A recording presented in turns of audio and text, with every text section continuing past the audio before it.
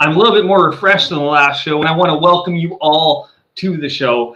On Millionaires Are Made, we look at the 6 aspects of health, and we believe that you can be a millionaire in each of those 6 aspects of health and wellness and finances and all that stuff. Today, we're going to be talking about something pretty important to me, and that's social health and loyalty, and what being loyal means. And we've got some great guests on. Today, loyalty is really important to me, and I'm actually quite happy that I'm hosting this show. On that note, we're going to do a few things a little bit differently than Austin. Back end team, can you bring up our sponsor for the day? We're actually going to talk to him a little bit about who he is and what he does, and about his magazine for like a minute and a half, if that's okay. Brian, in the background, are you ready to go? Because we're going to bring you on and Sure. talk to you about your business and how to what you do. We weren't expecting this at all, right? I'm kind of a jerk. Yeah. But since you're the sponsor for the show, I'm going to give you a minute, just a minute. Exactly what do you do? Well, I do a number of things. Basically, my overarching mission is to help people get their message out to the world in a bigger way. So there are a number of ways I do this. Number one, I publish a magazine called Ultimate Achievers Magazine. It is every month. It is digital, and it focuses on business and personal development. And so you can find that at ultimateachieversmagazine.com. I also host Success Profiles Radio, which is a weekly internet radio show based again on personal development and business, going strong since January 2012. And I help people write and publish their books. That's fantastic. You know, the one thing I see the most, I do hypnotherapy sometimes. I do hypnosis shows, and I'm going to be honest. The number one thing I see for people who are not successful in their lives is some of them just need a kick in the ass and to say, yes, you can be a success. They get in their own way. So so I want to say thank you for being one of the people that helps to sponsor this show. And let's actually bring on, actually, we're not going to bring it in. Since I have you on already, let's talk about this.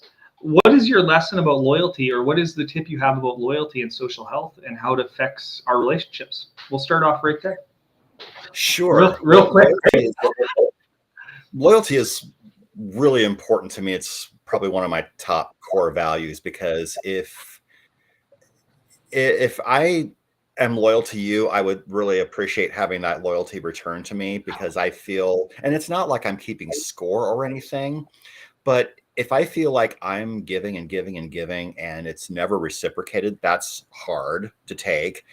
Secondly, if I feel like I've been good to you and you stab me in the back, that makes me not want to play in the sandbox with you. And I'm a Taurus, and I don't ever forget that.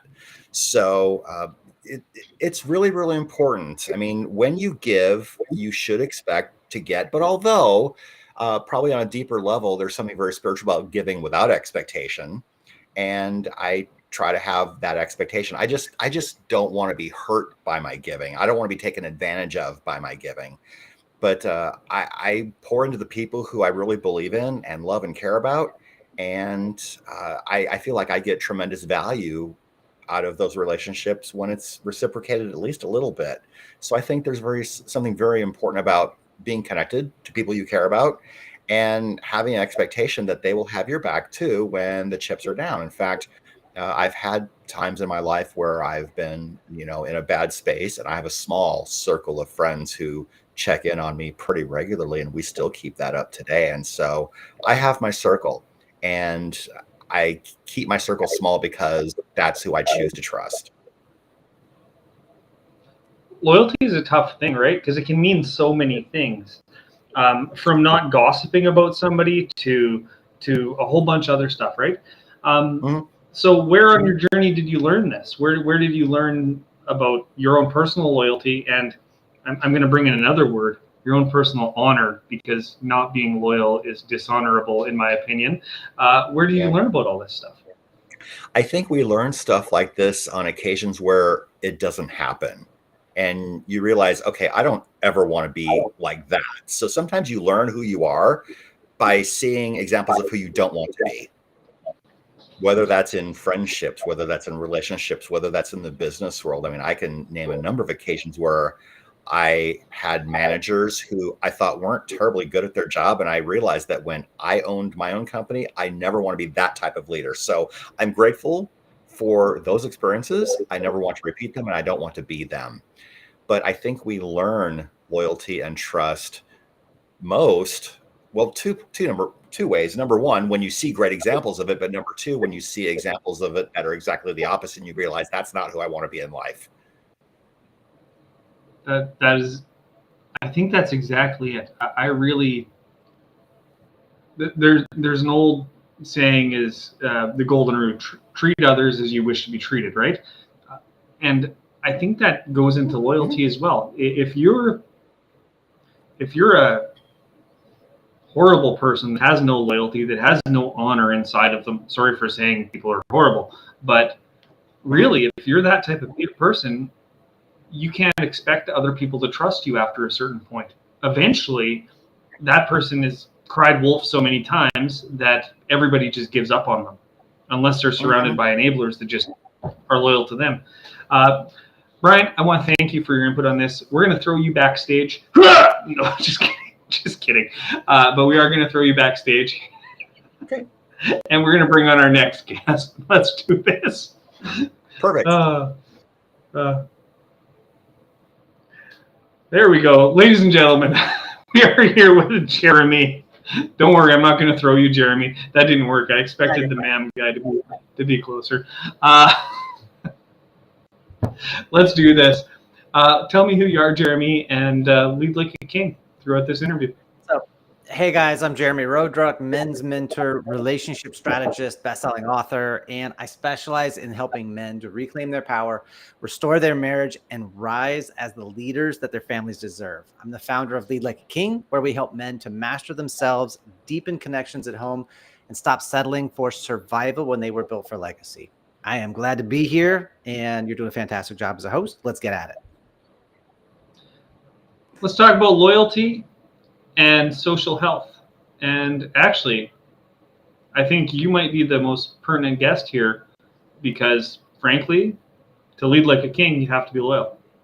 That's right. And we can look at it. I got two thoughts on this. Number one is the idea loyalty to what, right? In the West Point way of leadership, Lieutenant Colonel Denethor talks about loyalty to the harder right.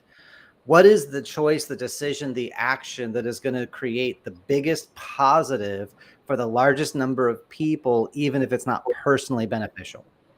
And we have to be careful with that because that can lead to a lot of self-sacrifice and a lot of denying our needs and wants, and we can't pour from an empty cup. So we got to keep that in mind. But this loyalty to a harder right or a larger truth. And then when we start to look at social media, especially, is it a minefield or is it a mirror? Because social media, it's just a reflection, right? It doesn't destroy loyalty. It shows what it actually is. Back in the day, if a man wanted to cheat, he had to leave the house, make a call, write a letter to betray his partner. But now, do it on a phone, right? With a like, a follow, a DM, reply to a story. And so suddenly loyalty, if we're not careful, can become a daily decision rather than a vow, a principle, or a lifestyle.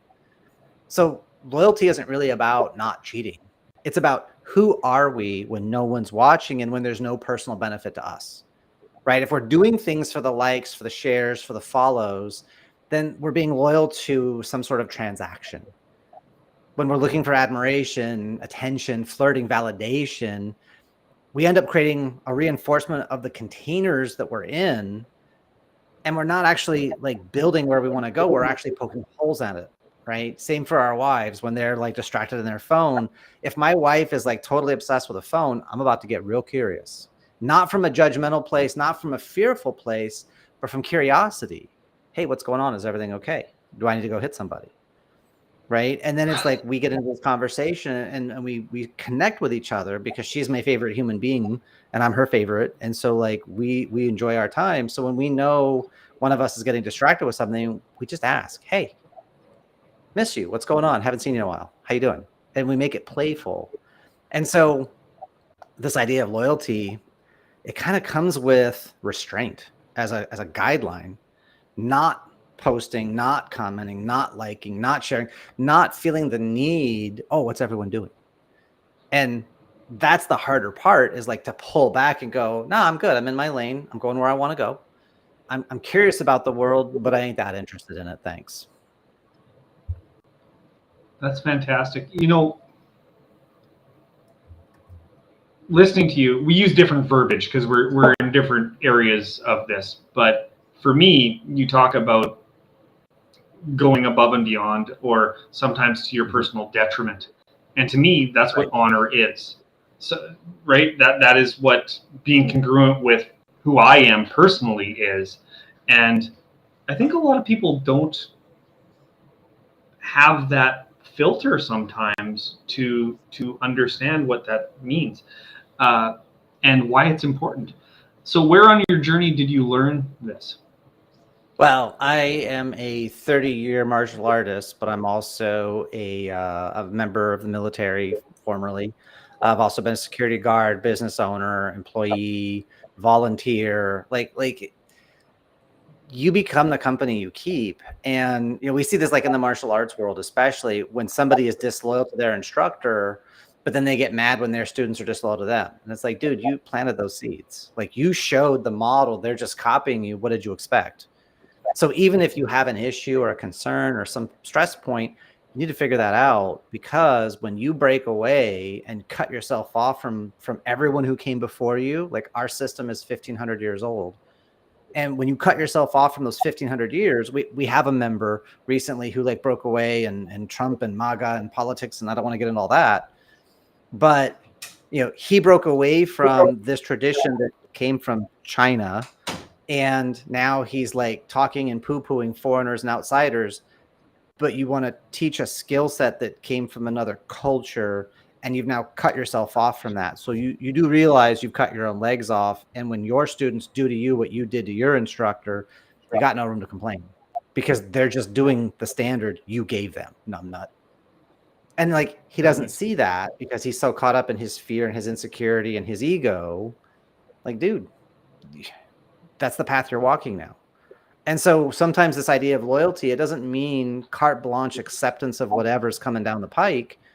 It does mean go back to that harder right, that bigger truth. Like, what are we actually doing here? Is this for our ego, or is this for a larger good that maybe I'm not seeing, or I'm coming at it from a different place?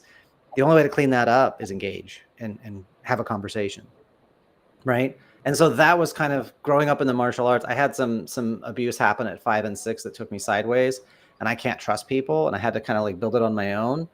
And martial arts was the thing that put me back together, because it got my mind and my body and my attitude to like link. And so it was seeing these eternal kind of guidelines that keep showing up, these principles that keep showing up. And it's like, if you align with the universe, it's a whole lot easier. Like, it's been here longer. Or you could fight it, I guess, but there's more of everybody else than there is of me. So I think I'm going to lose in the long run if I keep fighting the world.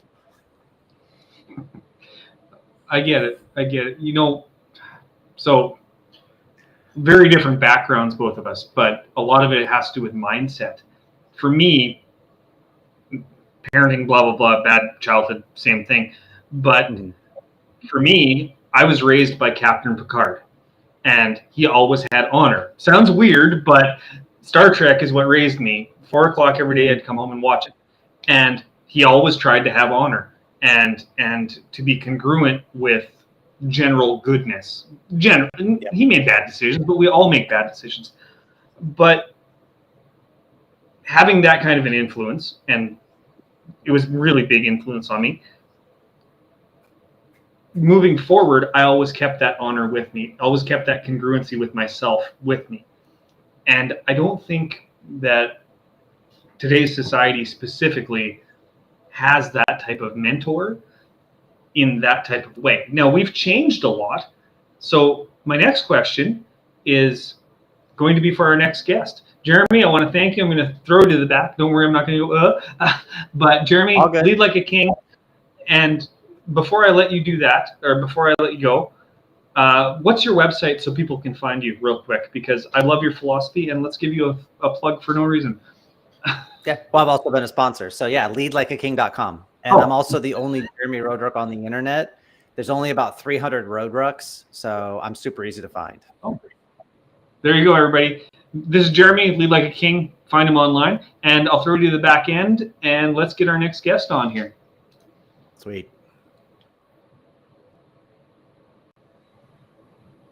Hello, Chad. I've never met you before. Are you enjoying the conversation so far? I'm enjoying it quite wonderfully today. Thank you. Okay, so Chad, let's go through who you are and why you're on the show. Let's do this. All right. Well, I'm Chad Nedland. I'm a child of God. I'm a lover of people, and I actually love the power of our mind. I'm a firm believer that we need to renew our mind before we can renew our life. And so my focus is helping people to find those false narratives that we've been living by, and then to reprogram the subconscious to work in our favor so that we can actually achieve what we were called to be. Good. I'm not going to get into that with you too deeply, but so my real job is I do hypnosis and hypnotherapy. So reprogramming the subconscious mind is quite an easy or quite a good conversation to have, whether it's God-oriented or any other oriented.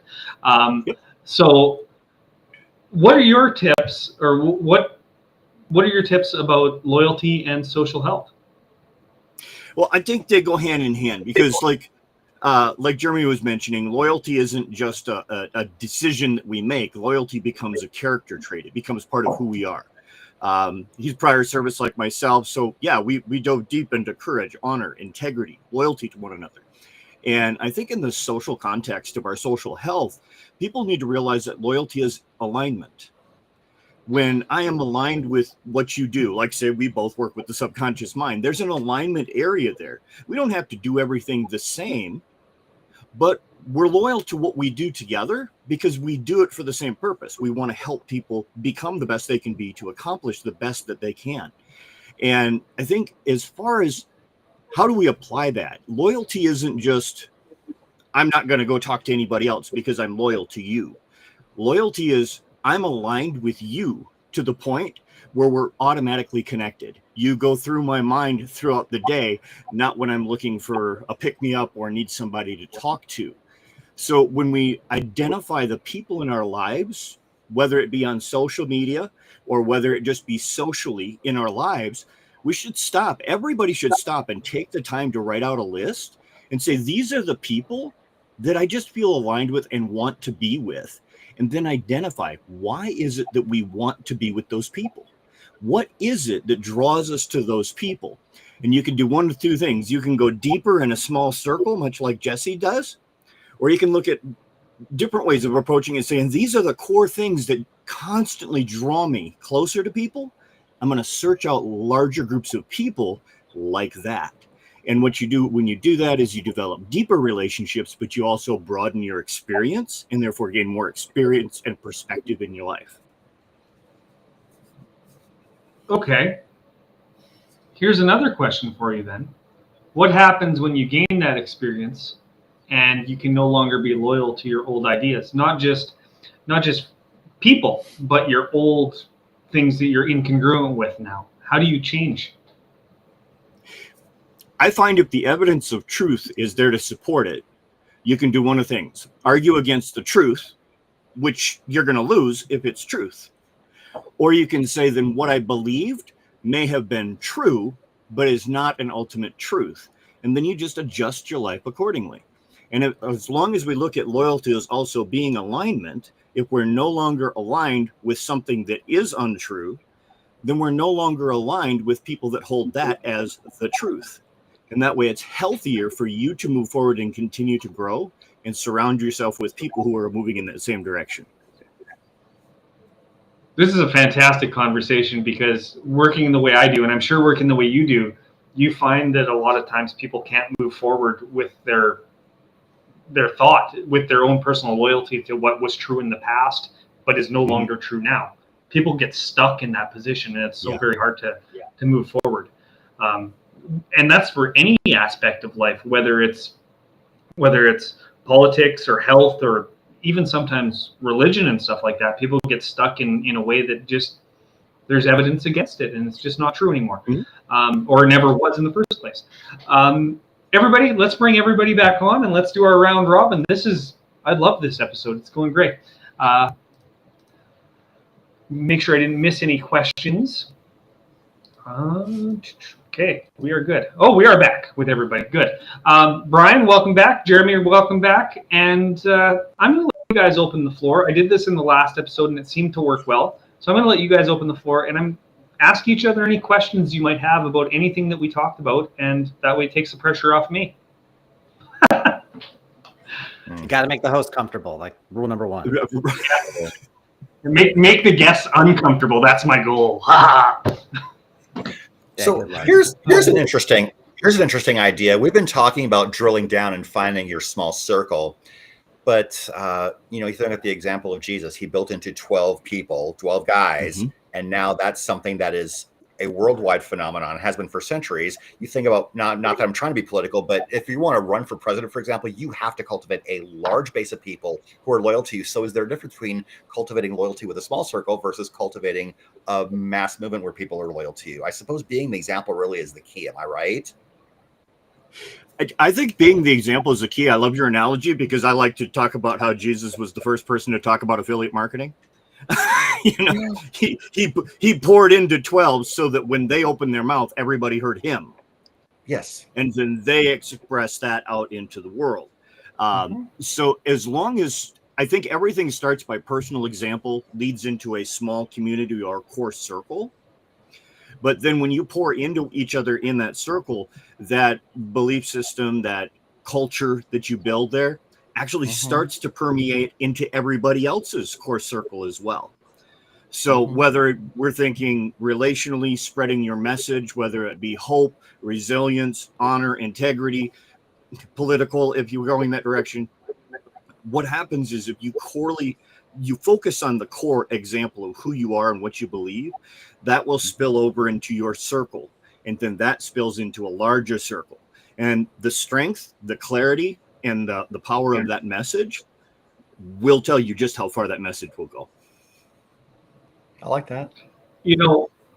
There's modern examples of this, not necessarily Jesus, but if you look at, there's a thing called Influencer House, and I don't know if you guys all might be too old to know what this is, but Influencer House was like a group of, at the time, 18-year-olds. I'm old too, but they were like 18 at the time, and they got like 30 people together. They lived in a house, and they all worked together to make their socials go crazy. And now they've all got millions of followers because they focused on one thing and they were loyal to each other at the time. I haven't seen them for years, but I think that I really believe there's I read one time, I'm not sure where it's from, but a person could take over the world with just 21 really, really good, loyal contacts, and that believe in each other and that help each other.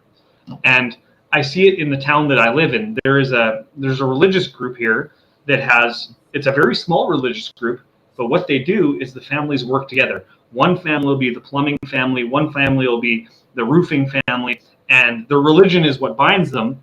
But within that religion, they don't go anywhere else. They go to where they need to go within their own community, and they're loyal to themselves. And they're some of the richest families around. So I think that part of loyalty is super important as well. I'll let you guys continue the conversation. Sorry for interrupting. That was a side tangent. I want to say something based on what you just said, Jesse. They build a community where there's one person that does everything and it serves the needs of the whole community. I think BNI tries to manufacture that. Yes. But I think the thing that, and I've been to a couple of BNI meetings and I didn't join, and I'm not saying it's not a great organization, I just didn't join. But you're required to bring a referral every week for somebody. But if you don't know anyone in the group yet that you trust enough with your referral, you're not bringing that referral. So you can't manufacture that. It has to be organic. Am I right? You can manufacture it with people on the same wavelength. So if you've got people that are transactional, you can manufacture with other transactional people, and you get hunters hunting for other hunters. But then the people on the receiving end usually feel used and abused, chewed up and spit out, which is the problem with some of the membership models is, but you have to do this, you have to do this. It's like, but if you're just giving to get and it stays that way, that has another name. It's called horse trading. It has an older name, right? The oldest profession. And if it's this constant tit for tat versus if you get into alignment with people, vision and values, And it goes back to the harder right. It goes back to what's the greater good in our community's view, greater good, because some people's greater good is kill everyone who disagrees with us so that we're the one true whatever. And that tends to lead to a thing called it's the no true Scotsman fallacy, right? You end up with, all Scotsmen wear kilts. Well, my buddy Seamus doesn't wear kilts. Well, but a true Scotsman always wears kilts. And it's like, well, and we sit there and run through the example of just how authentically he's a Scot, but he doesn't want to wear a kilt. And whoever's arguing, they only have one example that they're trying to prove is this one person's the example, everything else has to be judged against. And it's like, get bent, right? What is it you're trying to accomplish? We're all talking in heuristics. We're all talking in best guesses to a large degree, because certain things you can't F the ineffable. It's just, you experience it and go, that was cool. How do we get this to happen more often? Right. In the world I live in for martial arts, we focus on, first thing is be real, because we're talking life and death combat. You got to be real, because if you screw around, you die. But then the second thing is compassion. We have to leave room for other things to exist. And where reality and compassion impact, we can create moments of beauty. Because when someone is struggling and you show up to support them, encourage them, validate them with no attachment to outcome, no expectation to be poured back into, but simply, you're struggling, I can help, I will, move on. Those create beautiful moments. And I think we all have those moments of where we were at a low point and somebody gave to us with nothing intended out of it except, dude, nah, here, and here, you'll be better. Have a good life. See ya. And those moments spark and go, that's what life could be. And that's how we build movements, and that's how we build organizations. But then over time you lose sight of that, right? Because if you've read Millionaire Next Door, most first generation millionaires, their kids lose the money. Why? They didn't have the struggle. They didn't have the desire and the ambition. The kids grew up entitled and protected from the pain and the struggle. And then they lose it all because they're entitled to it. They burn it out. And now the grandkids have to restart the cycle again. Hard men create soft times. That's the saying. Soft times create soft. Yeah, that type thing. Yeah. It follows the circle. That kinda. Yeah. So before we close out, we got about 5 minutes left. Let's go over each tip. Jeremy, what was your tip? We'll start with you. I didn't give one. Give me 1 second. Tip. I should have asked for one. Yeah, no, you're good. You're good. All right. So here's my tip. When it comes to everything social media, pretend that it is a window and that everything you comment, post, like is going to be on the newspaper or whatever popular social media channel you consume. Whatever you do today is going to be front page tomorrow. Are you proud of yourself?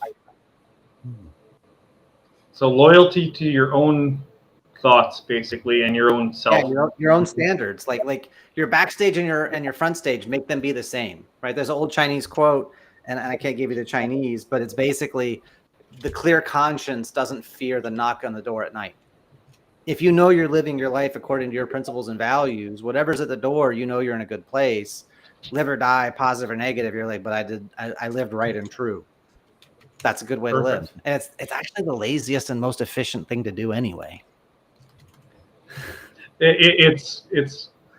I'll bring lying into it.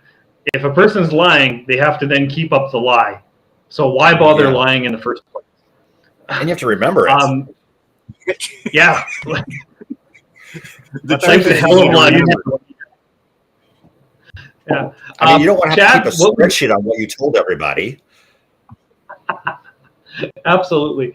Let's go to Chad. What was your tip to do this?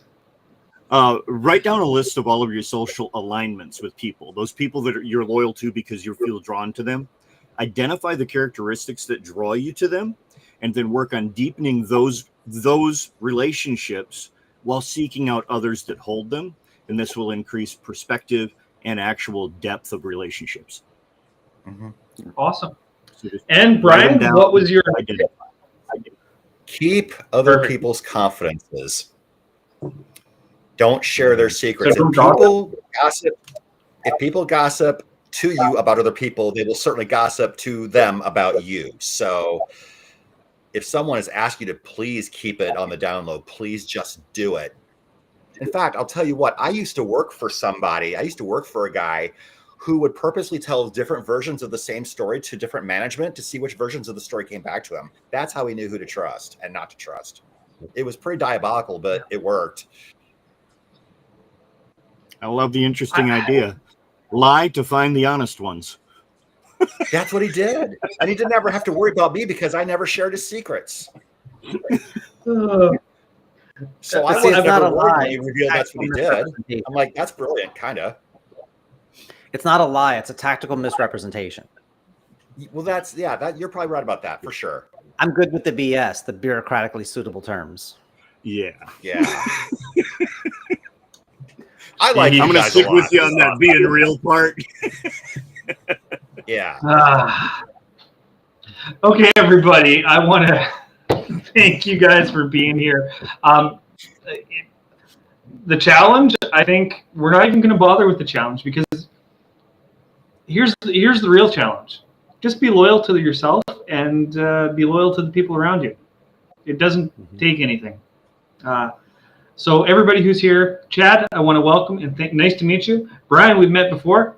Nice to meet you again. And Jeremy, nice to meet you again. Millionaires Are Made has been a fantastic show for me. It's been good for a lot of the aspects in my life and just to chat with the boys. So next time I'm on, I want to have I would like to revisit this topic at some point.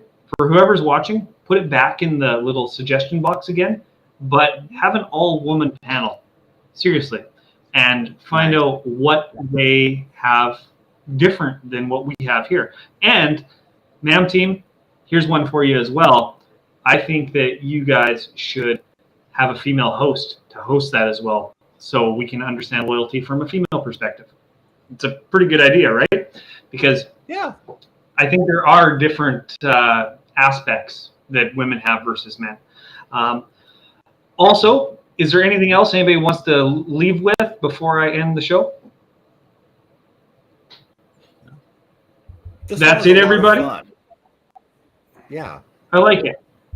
It's a good topic. So, Lead Like a King. Jeremy, I want to thank you for coming on. Your website is leadlikeaking.com. Is that correct? Yes, sir. Yep. Okay. That is fantastic. Tanya, you could be a guest. I see your comment up there, by the way. Brian, your website, what is it, and how do people get a hold of you? UltimateAchieversMagazine.com if you want to check out the magazine, and my calendar link is callwithbrian.com. There you go. Also, I thought Brian was small time the first time I talked to him, and then I went to his website and I looked at the magazine and I was like, holy shit. He knows a lot of people, or at least he's connected to a lot of people. So go look at Brian's magazine and have a good time. Chad, since I've never met you before other than today, do you have a website that you help people with, or are you just on here not promoting yourself at all? Well, I do have a website. I'm not promoting anything at the moment. I'm taking a brief sabbatical of mind and work right now and just taking 6 months and just serving this year. But if you want to connect with me and have a chat with me, it's Chad J. Nedlin on Facebook. You'll find me there. You can't miss this goofy mug. Perfect. Everybody, I do want to thank you so much, and thank you for being loyal to the show. I know some of you were here last minute, and that's Millionaires Are Made, everybody. I hope you've had a good time with the host with the least, and you guys have a great day. We'll see you next time, everyone.